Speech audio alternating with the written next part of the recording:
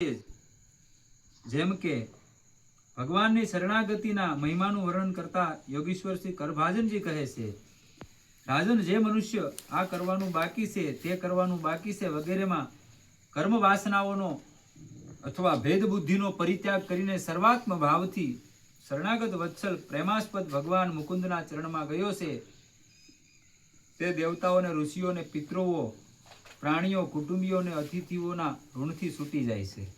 ખાલી શરણે જવાથી આ બધાના ઋણથી છૂટી જાય છે, એની પોતે એના ઋણમાંથી છૂટી જાય છે.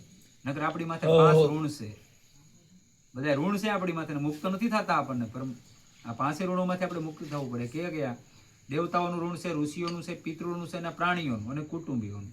આ 5 ઋણ લઈને આપણે આવી છીએ. નકર આ ઋણમાંથી મુક્ત ન થાય. પણ ખાલી ભગવાનની શરણાગતિ સ્વીકાર કરી તો આ 3 ઋણથી છૂટી જાય છે. તે કોઈને આધીન, કોઈનો સેવક, કોઈના બંધનમાં રહેતો નથી. તમે બંધનથી મુક્ત થઈ જાવ છો. યોગીશ્વર શ્રી અંતરિક્ષજીએ માયાનું વિસ્તૃત વિવેચન કર્યું છે. દૃશ્યમાન જગતની ઉત્પત્તિ, સ્થિતિ, પ્રલય માયાના જ કાર્ય છે. જેમ કે એશા માયા ભગવત સર્ગ સ્થિત કારિણી, માયાથી જ મોહિત થઈને ઈશ્વરનો અંશ, ચેતન, અમલ, અવિનાશી, સહજ સુખ રાશિ જીવ અનેક પ્રકારની કામનાઓથી યુક્ત થઈને અનેક કર્મ અકર્મ વિકર્મ કરે છે. આ કરાવે કોણ? માયાથી પ્રેરિત થઈને કરે છે. એ તો ભગવાનનો અંશ છે, એનામાં લેશ માત્ર એ વસ્તુ છે જ નહીં. પણ માયા જ તમને ન્યા સુધી પોગાડે છે, અને એને જ જીતવાની છે. એ જીતાય એમ ને તો જીતાય જાય એમ છે નહીં ભગવાન નામ વગર. તો આ માયા છે એમ ખબર કે ઘણા પ્રશ્નો એવા આવે, કેમ કે આ સોશિયલ મીડિયામાં જાય રોજ, એટલે પ્રશ્નો એવા ઘણા બધા આવતા કે ભાઈ માળા કરવા બેસીને સીધું બીજું આવે. સીધું બીજુંથી કે શરૂ થાય મગજમાં, માળા કરવા, રામ રામ કરવા બેસીને એટલે બીજું શરૂ થાય. પછી આજનો જ એવો પ્રશ્ન હતો એક ભાઈનો, બનાસકાંઠા બાજુનો ફોન હતો. એ કે બરોબર ભગત, માળા કરવા બેસીને શરૂ થાય કે પ્રિન્ટ, તો હું કહું તમને ખબર ક્યારે પડી કે માળા કરવા બેસીને મન વયું જાય, કે સત્સંગ સાંભળ્યો અને માળા કરવા બેઠા, નામ જપ કરવા બેઠા, ત્યારે હું કહું તો એ સારું ન કહેવાય? અત્યાર સુધી તમને એ નહોતું ખબર તમારું મન કયું છે એમ? એ નહોતું ખબર ને કે ભાઈ મન કયું છે ને બહાર જાય છે, એ ખબર તો નહોતી. પણ તમે માળા હાથમાં લીધી ત્યારે ખબર પડ્યું કે આ મન છે ને અહીંયા જાય છે એમ, મને સાથ નથી આપતું. તો માળાથી ફાયદો છો કે નુકસાની થઈ? ફાયદો છો ને, તમને ખબર તો પડી કે આ મન છે ને અહીંથી બહાર ગયું છે એમ. માળા બેહે તો થાય ને. હા, એ તો બેહે એની જ વાત છે ને. આ બેહે એની જ મેં વાત કરી છે. બેહતા કોઈ નહીં, બેહ છે, બેહતા હોય ને તો આપણે વાત કરતો હોય ને, એમને તો કોરા થોડા હોય. અને તે અનુસાર શુભ કર્મનું ફળ સુખ અને અશુભ કર્મનું ફળ દુઃખ ભોગવે છે, અને વિવિધ યોનિઓમાં જન્મ લઈને આ સંસારમાં ભટકે છે. જેમ કે કર્માણી કર્મભી કુર્વન શનિ મિતાની દેહભૂત તતઃ કર્મફલમ ગૃહિણનમ ભ્રમતિઃ સુખે તરમ. યોગીશ્વર શ્રી સમજજીએ વિમુખ જીવોના અધપતનનું વર્ણન કરીને તેમને સાધુ પુરુષોની દયાનો પાત્ર બતાવ્યો છે. જેમ કે આ શરીર મૃતક શરીર છે, આ શરીરના સંબંધી પણ એની સાથે શરીર છૂટી જવાથી છૂટી જાય છે. સંબંધ ખાલી ફોટાનો રહી જાય છે. આવડા અમારા હતા એમ, ફોટો ન હોય ને તો ખબર નથી કે કોણ હતા એમ. આપણે જયારે સેત એ શું કરીએ, ભૂકા ન કાઢ નાખતા એવું ન લાગતું? એ આવડા ફૂલ આપણે લડાઈ લડીએ, રળામાં ભૂકા કાઢ નાખે આ ફેક્ટરીને કમાઈ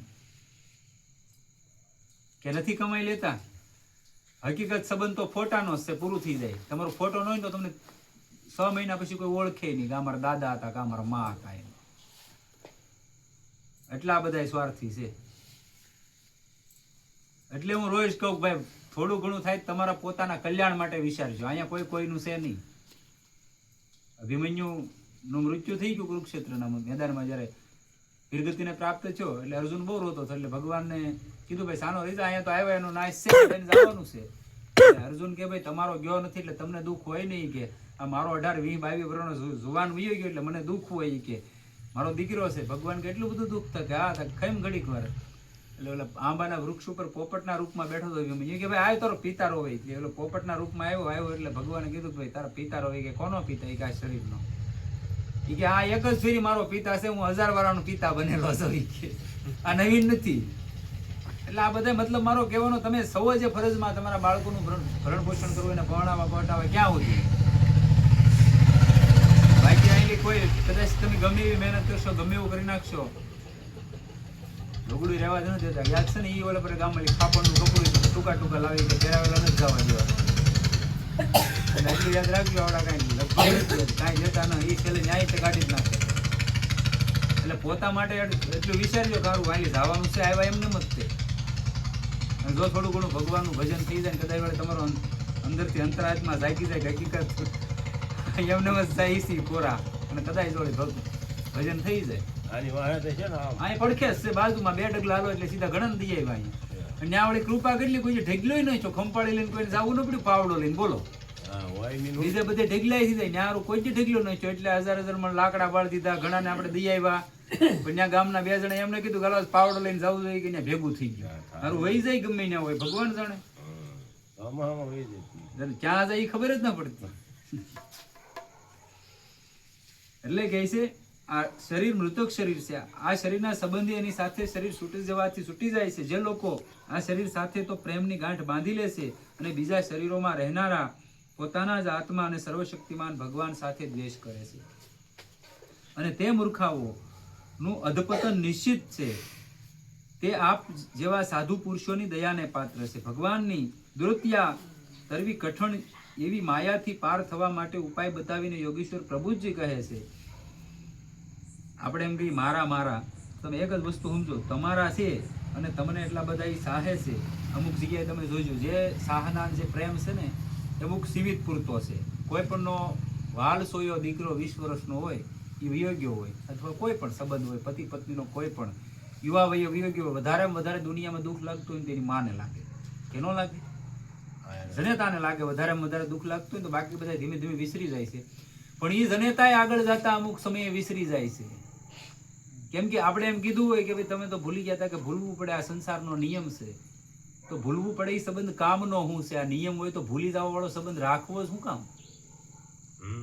તો ઓલા પરમ પિતા પરમેશ્વરે જે સંબંધ બાંધી ગયો કોઈ જે ભૂલાવા જ ન દે. સંબંધ આવો હોવો જોઈએ. ભૂલી જવા વાળા સંબંધ રાખો અત્યારે સાંસારિકમાં શું વ્યવહારિકમાં શું રાખવાનો છે, નથી રાખવાનો એવું નથી કહેતો, પણ તમારી ફરજ પૂરતી એને બંધાઈ ન જાઓ.